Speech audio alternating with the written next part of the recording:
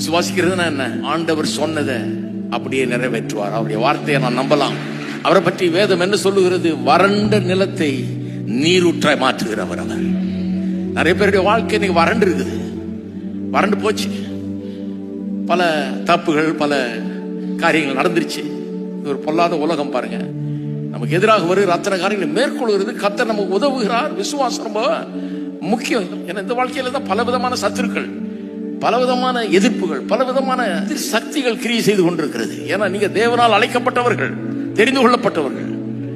உங்களை வாழ விடாதபடிக்கு, உங்களை தலை நிமிர விடாதபடிக்கு பல்வேறு சக்திகள் வேலை செய்து கொண்டிருக்கிறது. ஆனா எல்லா சக்தியை காட்டிலும் மேலான சக்தி நம்முடைய ஆண்டவராகிய இயேசு கிறிஸ்துவின் சக்தி.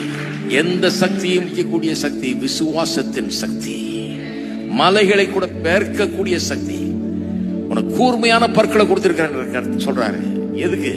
மலைகளை எல்லாம் பதராக்குவதற்கு, தவிடுபடி ஆக்குவதற்கு, பவுடர் ஆக்குவதற்கு.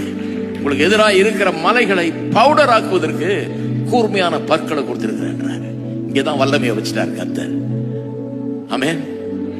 நல்ல நம்பிக்கையோட இருங்க. எல்லாம் கெட்டு போச்சு, அவ்வளவுதான். வறண்ட நிலமா, வறண்ட நிலத்தை கர்த்தர் நீர் ஊற்ற மாற்றுவார். மறுபடியும் அங்க நீர் பாய்ச்சப்படும். தேவனுடைய ஆசீர்வாதம் எல்லா நன்மைகளையும் அங்க கொண்டு வரும். காரியங்களை மாற்றி அமைக்கும். கர்த்தர் நல்லவர். அவர் நம்மோடு கூட இருக்கிறார்.